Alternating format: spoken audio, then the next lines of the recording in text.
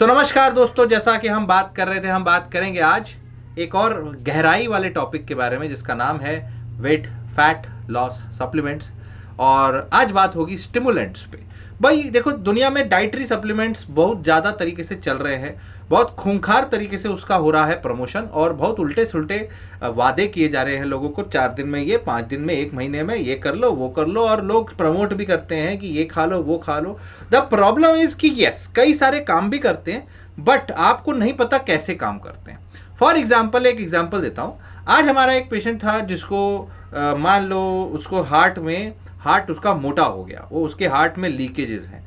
अब ऐसे हार्ट के ऊपर हमें स्ट्रेस नहीं डालना चाहिए, ऑलरेडी ही इज फैट, वो मोटा आदमी ऑलरेडी उसके हार्ट के ऊपर लोड है। उस हार्ट को, उन लोगों को अगर हम एक स्टिमुलेंट वाला फैट बर्नर देंगे जो सिर्फ धड़कन बढ़ाता है, so that fat burner will put just more stress on the heart, right. तो ये तरीका गलत हो गया आपका फैट बर्नर लेने या एक फैट कम करने का। रादर देन उनको हम ऐसे दवाई देंगे जो कि उनका कंजम्पशन, भूख कम कर दे, या दूसरी कोई इंस्टेड ऑफ कार्बोहाइड्रेट दूसरे खा ले तो ज़्यादा बेहतर। समझ रहे हैं? तो फैट बर्नर्स की कैटेगरी को समझना, या एक डाइट सप्लीमेंट, डाइट पिल्स की, वेट लॉस पिल्स की कैटेगरी को समझना आपके लिए, और आपकी खुद की बॉडी को समझना आपके लिए अति आवश्यक है, अनिवार्य है, ज़रूरी है।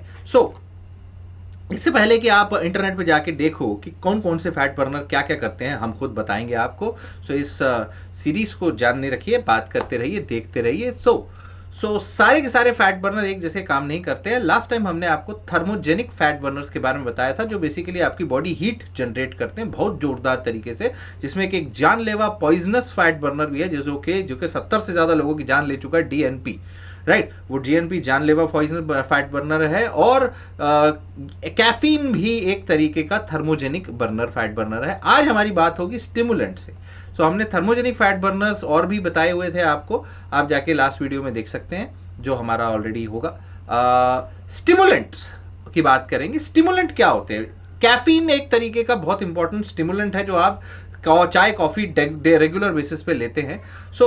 ज़्यादातर लोग जो है वो सेंसिटिव होते हैं स्टिमुलेंट पे बहुत आसानी से, कैफीन पे, जो कि क्योंकि कैफीन से आपको नींद उड़ जाती है, आपकी कभी कभी अटेंटिवनेस बढ़ जाती है, आपकी एनर्जी लेवल बढ़ जाती है, आप ज़्यादा काम कर पाते हो, ज़्यादा एक्सरसाइज कर पाते हो। इसलिए प्री वर्कआउट में ज़्यादातर कैफीन, मेनली कैफीन होता है, और उससे आपकी थोड़ी सी धड़कन भी बढ़ती है, थोड़ा सा ब्लड प्रेशर भी बढ़ता है। इसलिए जिनका लो रहता है वो भी कैफीन लेते हैं। तो caffeine is basically a stimulant and a thermogenic agent. Caffeine आपका कोई भी स्टिमुलेंट ऐसे का जो आपकी बॉडी को स्टिमुलेट करता है किसी भी तरीके से, वो एक तरीके से, जी हाँ, आपका फैट बर्न करेगा, एनर्जी लेवल्स हाई कर देगा, और आपको एक बूस्ट देगा एनर्जी में। ओवर स्टिमुलेशन, लेकिन ओवर अगर हो जाए स्टिमुलेशन, वो आपके हेल्थ के लिए हानिकारक हो सकता है। स्टिमुलेंट एंजाइटी ट्रिगर कर सकता है, यानी अननेसेसरी रिलैक्स होना ही नहीं, हर वक्त दिक्कत हो रही है, डॉक्टर साहब मेरा दिल ना रुक ही नहीं रहा, ऐसा लग रहा है पता नहीं क्या हो गया। तो ओवर स्टिमुलेशन इज बैड,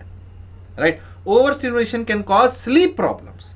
ज़्यादा कैफीन ले लिए, 6 घंटे तक आपको नींद नहीं आएगी।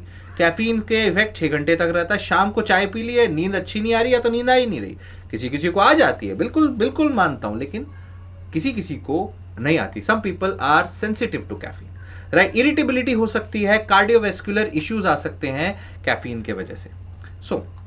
बिकॉज हार्ट रेट बढ़ जाएगा, ऑलरेडी हार्ट कमजोर है, धड़कन बढ़ाओगे, गड़बड़ कराओगे, राइट, दैट इज देयर। तो स्टिमुलेंट फ्री फैट बर्नर भी आते हैं, जैसे कि दूसरे जिनमें फैट बर्निंग भी होती है। जो लोग ज़्यादा स्टिमुलेंट पे नहीं यूज़ कर सकते, जिनकी हार्ट प्रॉब्लम है, जो स्टिमुलेंट फ्री फैट बर्नर्स ले सकते हैं, जो कि ये बेसिक चीज़ होती है कि स्टिमुलेंट आपके एड्रेनलिन बढ़ाते हैं। तो स्टिमुलेंट फ्री वाली चीज़ें एड्रेनलिन को नहीं बढ़ाएगी या कम बढ़ाएगी बेसिकली। वो कुछ तरीके के फूड भी हैं, जैसे कि अगर आप कैफीन बोलेंगे उसमें कुछ बेसिक, देखो कैफीन तो है ही स्टिमुलेंट, लेकिन अदर इंग्रेडिएंट जैसे कि स्टिमुलेंट फ्री बर्गर में होते हैं, जिसका एक नेचुरल इंग्रेडिएंट है जिसका नाम है फुकोजैंथिन। ये बेसिकली एक नेचुरल पिगमेंट कंपाउंड है जो कि कैरोटीनॉइड है, जो कि प्राइमरीली ब्राउन कलर का होता है, सीवीड से निकलता है, मरीन बेस्ड सोर्स होता है, लेकिन ये एक स्टिमुलेंट फ्री है, लेकिन ये फैट बर्नर है।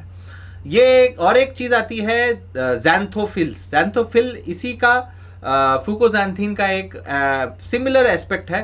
ये विटामिन ए या बीटा कैरोटीन के जैसा मान के चलिए इसको। स्टडीज ये बताती है कंपाउंड कि ये क्या करता है, that this compound can be actually stored in the fat cells में स्टोर हो जाता है और ये इंड्यूस करता है fat loss while inhibiting the differentiation and prolification of fat cell. मतलब वहां पर फैट सेल्स को और बढ़ने से रोकता है। नॉर्मली क्या आप खाते हो फैट सेल 1 से 2, 2 से 4 ले भंडार, तो आप मोटे हो, तो ये मोटा होने से रोकेगा।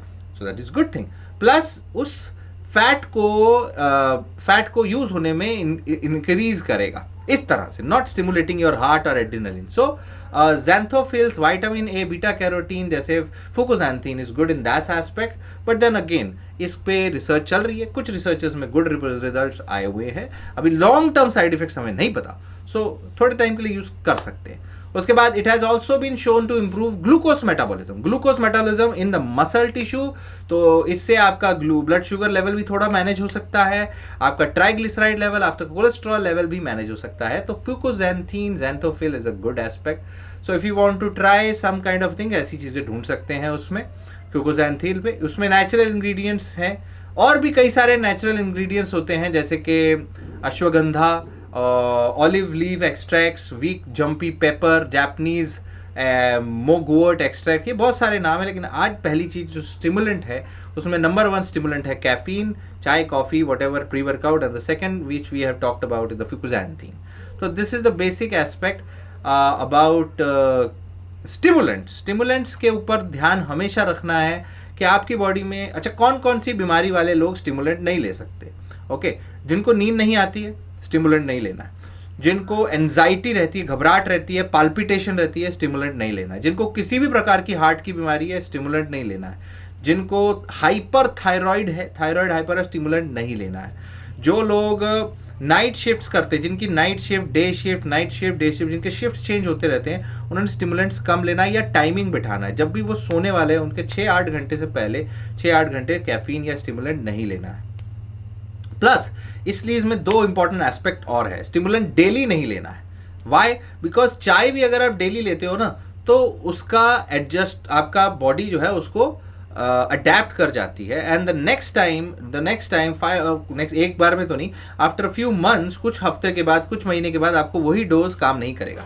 जो आपको स्टिमुलेशन मिलती, जो आपको एनर्जी मिलती थी, वो सेम डोज आपका कैफीन से काम नहीं करेगा। किसी प्रकार का स्टिमुलेंट है, आपको फिर डोज बढ़ाना पड़ेगा, बिकॉज योर बॉडी एडजस्ट्स।